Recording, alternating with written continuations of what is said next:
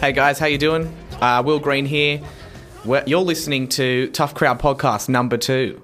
We're off to a great start today, aren't we? Take number 4. Take number 4. Unfortunately today we're not joined by Jamie. He couldn't be here today because he's had a job interview. A job interview? What is he interviewing for?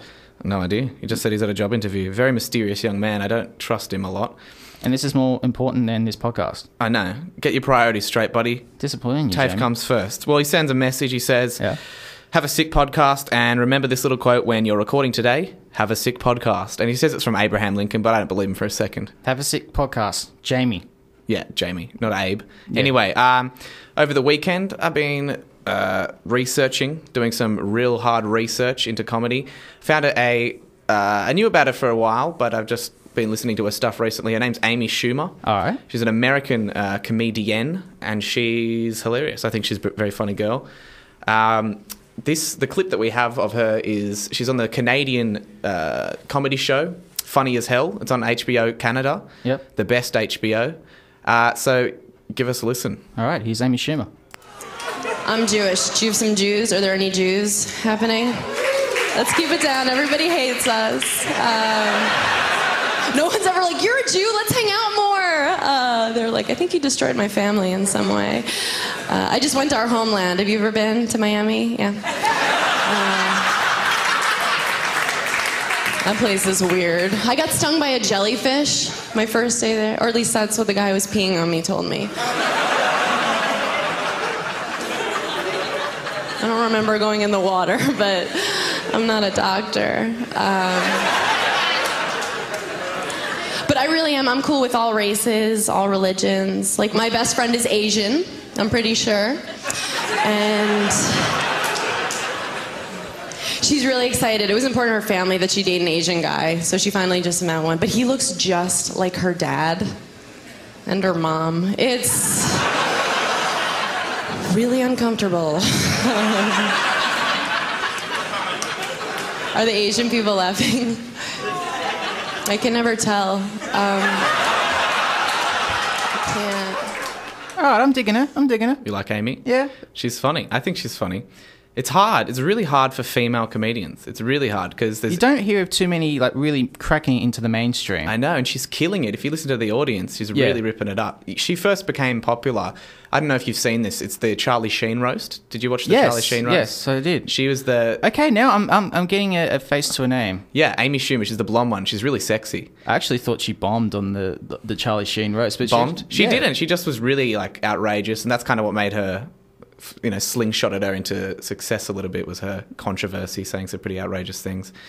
And, but it was really good. It was funny. And she was on the Joe Rogan podcast. She was interviewed there, and she's been doing some really good things. I think she's funny. What do you think about the roast versus a straight stand-up set, as we just heard there, for someone's career? It can make you or break you, I think. Yeah. I think the Charlie Sheen roast is a good example of how it can make you, because... she did really well. She's done like talk shows from that. She's like on Letterman and whatever.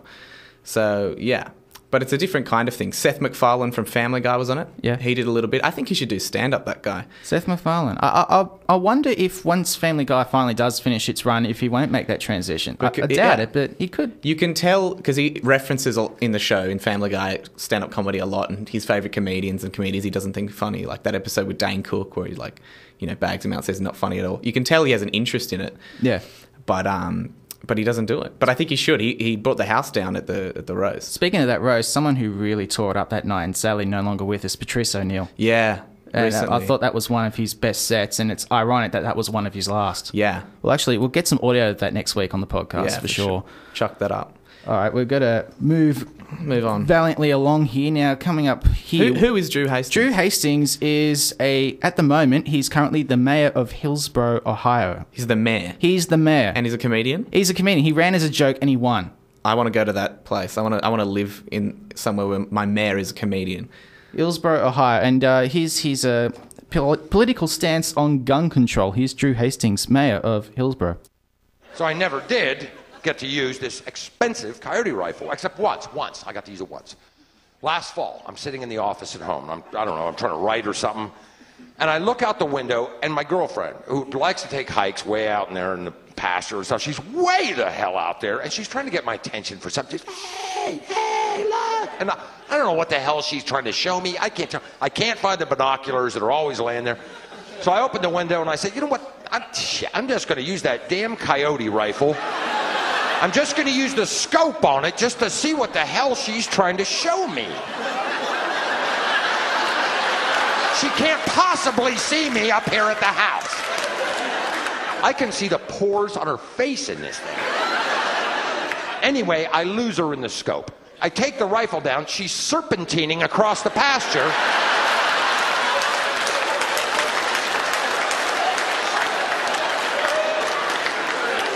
Up towards the woodlot, right? Doesn't talk to me for 5 days after that. Typical woman. Overreact! Well, she did. There was a 30-mile-per-hour crosswind. Anybody knows you don't take that shot. That's from his stand-up special, Irked and Miffed, which I recommend you really do check out. He's a mayor. Yes, he is the mayor of Hillsborough, Ohio. He's a mayor of a city, that man. I actually came across him, as you should come across all comedians, late one night in Cambridge, Minnesota, at about 11:30 at night. His special came on Comedy Central. Really? And ever since that night... What does he look like? Old guy? He looks like an old, scary dude. He really does. Old scary dude, really? Yes. And he got in. He got in. He now runs the town because he's just funny. He's got this "don't fuck with me" attitude. Yeah, I think that's what got him over the line. But I think we need more comedians. Pointing. Who was he talking about in the clip? He was pointing a gun at someone. He's pointing a gun at his girlfriend. At his girlfriend. His girlfriend. At her face. Okay. Yeah, I think we need more comedians in political office. Yeah. Well, Arnold Schwarzenegger's funny enough. Yeah. I can't believe he got in. That was outrageous. No, that was the joke, unfortunately. Okay. Who is Richard Jeni? All right. Now we were speaking earlier about Patrice O'Neill, who sadly left us. Unfortunately, our next comedian, Richard Jeni, has also shared the same fate. Death. Yes, unfortunately. Shared the same fate, yeah. We all do it. Well, yeah, everybody does. Yeah. Breaking news. He departed us a few years ago, but what he left behind was a fantastic body of work. He left 3 HBO specials, Platypus Man in 93, Good Christian Boy in 97, which is the clip we're about to listen to here. And this is his take on dieting plans. So here is the late, great Richard Jeni. There's always a guy going, it's not your fault you're overweight, you're a victim. Really? I don't know. When I was a kid, I was a fat little kid for a few years, and after careful research, I came to the exciting conclusion, hey, I think I'm eating too much. It was kind of my fault. You know who should have a late night diet plan? Some idiot from my old neighborhood in Brooklyn who's too stupid to lie. A little tough love, some guy with the Joey Falco diet plan. Just a regular moron on TV in the middle of the night, click, hey, how you doing? Thanks for tuning in. Hey, listen, if you're overweight, you got to try my diet plan. It's worked for millions of people with your problem. It's called Stop Eating, You Fat Bastard. Where? I'm serious. Now, here's a guy who writes me a letter. He says, hey, Joey, how do I know if I am a fat bastard? That's a very good question. There's 3 ways to know. 1, when you go to a buffet, do the waitresses put on riot hats? Does that happen to you? 2, do you ever find yourself short of breath after combing your hair? 3, do you ever put money in your front pocket and then realize you ain't wearing no pants? Chances are you're a fat bastard. So you send me, Joey, $1 and I'll send you my tape. It ain't videotape, it ain't audio tape. You know what this is? Scotch tape. Take a piece and put it over your mouth so the friggin' ice cream can't get in there and watch the pounds melt right off you. Try it for 30 days. If it doesn't work, fuck you, you're not getting the money back. All right? Because you lied. You kept eating, you fat bastard. You want the money back? I'll make you a deal. Come on, try and catch me. Look, you can't even run, you're such a fat... Oh, now you fell down. This is a disgrace. Act now and I'll send my other tape. Stop smoking, you stupid bastard. That's funny. He's got some very good points there. So, when was that clip from? That was from 1997. That one 97. was from a good Catholic boy. I said a good Christian boy. I hate to offend them. Yeah, but, sure, there's a big difference. Yes, it's like night and day, almost. Yeah, well, yeah, that's funny. When did he die? He departed in 2007. He departed? Yes, he departed. What a glamorous way of putting it. I don't like the word death. It's always so... in your face. He departed. That's a way better way of saying it. Yeah. I got some news. Do you want some news? Oh, hold on. Breaking news. Sydney TAFE Radio, national news. I think he'd get offended if he wasn't a part of our podcast in some way. Thanks, Ben. Okay, well, listen to this. Vending machine dispenses marijuana so no one gets arrested. What? Got your attention? Yeah, you do, actually. New Zealand's first cannabis club has installed a vending machine to dispense the drug. The club, the Dactory in West Auckland, the suburb of New Lynn, has been using the machine to avoid any members being charged for dealing the drug. The hired vending machine, usually filled with toys or confectionery, sells 1 gram bags of cannabis for Australian dollar $15.70. That's really cheap. Really? That's really good. That's a good deal. That's great. The Dactory opened in November 2008, but after its founder, Dr. Green, my name, was jailed in June 2011 for possessing, selling, and allowing the warehouse to be used for drug taking. Its doors were closed. So that's pretty interesting. How do young entrepreneurs are supposed to survive in this climate when they're locking them up? I mean, come on. Exactly. This guy's a vision. He's a clever guy. He's using a machine as a drug mule. It's a pretty intelligent idea. No one can get caught for a machine dispensing something. Well, he ended up going to jail, but still. It's clever. Like, have you seen The Hangover Part 2? You know, Little Monkey? Yeah. You know, Little Monkey does the little drug errands? Exactly. It's the same kind of thing, except using a machine instead of an organic thing. I think we should call this segment Dumb Shit of the Week. This guy is... Play Yeah, it. I almost hesitate to use it for this particular guy. I almost hesitate Yeah, to because he's too clever. Actually, don't play it. Right. He's too clever. I think George will get a bit upset. This guy is fucking stupid.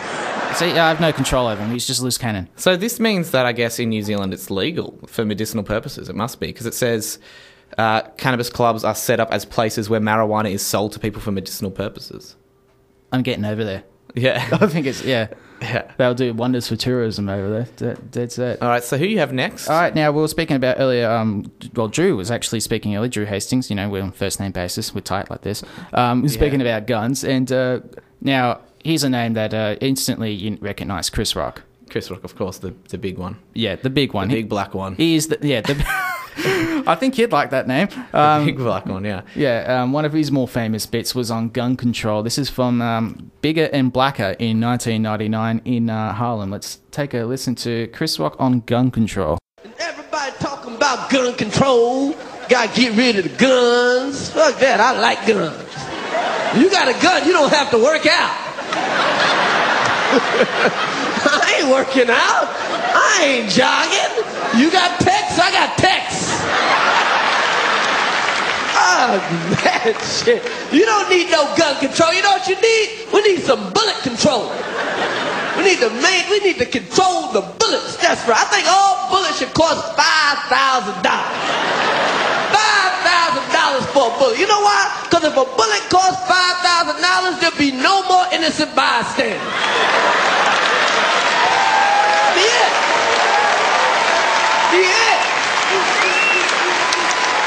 Every time somebody gets shot, you be like, damn, he must have did something. Shit, they put $50,000 worth of bullets in his ass. And people will think before they kill somebody if a bullet costs $5,000. Man, I would blow your fucking head off if I could afford it. I'm gonna get me another job. I'm gonna start saving some money, and you a dead man. You better hope I can't get no bullets on layaway. So even if you get shot by a straight bullet, you won't have to go to no doctor to get it taken out. Whoever shot you, take their bullet back. I believe you got my property. He's still the man. Chris Rock. He is still the man. Fuck yeah, that was funny. Yeah. I mentioned last week how I went to see him at the State. Another thing he's been working on, well, he was working on Everybody Hates Chris. Yeah. Now, do you like that show? What's your opinion? I watched season 1, yeah, and I was kind of like, so I put it slow to start, kind of, a little. So I put it away for a few years, and recently I started looking at the later seasons, and now I'm absolutely addicted. Yeah, it's funny. It's really funny. It's like one of those comedy shows that has layers. You know, it could appeal to a young crowd, like a kids kind of thing, but it has that kind of like some Disney movies have. You know, it has that adult element to it, and it's really, really funny. A lot of layers. Yeah, it's really funny. You can't see this, but I'm nodding in agreement. Yeah. That's the wonders of radio. I love the mum. The mum's so good, and the dad who works night shifts. Have Oh you my seen God. the dad, Terry Crews? He's jacked, man, in real life. Is he? He is absolutely jacked. He's been doing the Old Spice commercials after the Old Spice guy, which there's another thing we've got to get on at some point. Old Spice, yeah. Yeah, he's been doing the new ones, and man, he is ripped. Is he ripped? Absolutely ripped. Yeah, Like, he's a you killer, look at him, that he's guy. like, holy. I would not want to piss that guy off. No, imagine having him as your dad. I know. That's what makes it so brilliant. Just I know. horrifying. Holy crap, I don't want to be near him. That When he is- loses it. Absolutely awesome. All right, coming up now, we've got another one who needs no introduction, but we will. Dave Chappelle. Dave Chappelle. Now, of course, Chappelle's Show, a cult favourite amongst many people. About 1,000 specials this guy has. Yeah, this one we've got from what it's worth in 2006, filmed at the Fillmore in San Francisco. Now, that's one of the legendary places of comedy, particularly out in the west coast of America. And this one, all I've got here is Dave... Oh, no, Sesame Street. Sesame Street? Come on, you and I, we all grew up on it. We were the Sesame Street generation. Yeah, exactly. And Dave recently, when this came out, became a father, and this is his interpretation from a father's perspective. Is it still going, Sesame Street? It's been going for... It's still going. That thing's unstoppable. It's been going for about 1,000 Those little years. Muppets, you can't stop them. They're out of control. They'll be there in the year 3000. There'll be nothing left but ants, the Sesame Street puppets, and Yeah. Keith Richards. That'll be it. And That's it'll all be like in an left. underwater city or something. It'll be all different. Right, play the clip. Let's hear this. All right, here's Dave Chappelle. I turned on Sesame Street. I said, oh, Sesame Street. This is much better because now he'll learn how to count and spell. But now I'm watching it as an adult and I realize Sesame Street teaches kids other things. It teaches kids how to judge people and label people. That's right. They got a character on there named Oscar. They treat this guy like shit the entire show. They judge him right in his face. Oscar, you are so mean. Isn't it, kids? Yeah, Oscar. You're a grouch. It's like, bitch, I live in a fucking trash can. I'm the poorest motherfucker on Sesame Street. Nobody's helping me. Then you wonder why your kids grow up and step over homeless people. Get it together, grouch. Get a job, grouch. So don't even tell me how to get to Sesame Street. That is a terrible place. I wouldn't go there if I knew the way. Who would want to live in a neighborhood like that? Fucking 6-foot pigeons walking around. And an elephant that's a junkie. Hi, bird. Yeah, that's right, Snuffy. Hi, bird, I'm sick. I need some smack, bird. The Cookie Monster with his eyes popping out his head. Cookie, cookie, cookie, like, ugh. What kind of cookies are you talking about? Chocolate chips don't do that to people. And then they had the nerve to put a pimp on there. They didn't come out and say he's a pimp, but I know a pimp when I see one. They called him the Count. Had a cape and everything. You could see him pimping. Bitch, where is my money? You've been late 4 times, I've been counting. How many times must I smack you before you act right? 1, 2 smacks.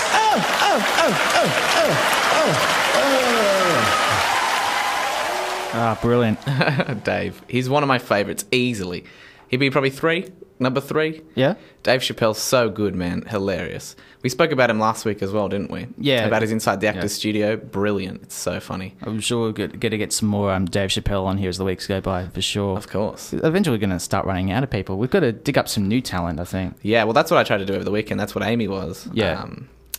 So, yeah, I think we'll have someone more underground, maybe. One person underground. We'll once dig a week. deeper. Dig deeper. So, that's it from us. Number 2, Tough Crowd. Yeah. We'll see you next Monday, I guess. Yeah, well, this will be live next Monday. I guess that's what they call it in the podcasting world. We'll Yeah. be going live next Monday. Yeah. And until then... And Jamie will be here, hopefully. Jamie will... We can't say that he will, but no, we hope he will. We'll find a way to get him involved. We'll be here. We'll make Yeah. the commitment. We could always just use audio clips of last week and just cut it up.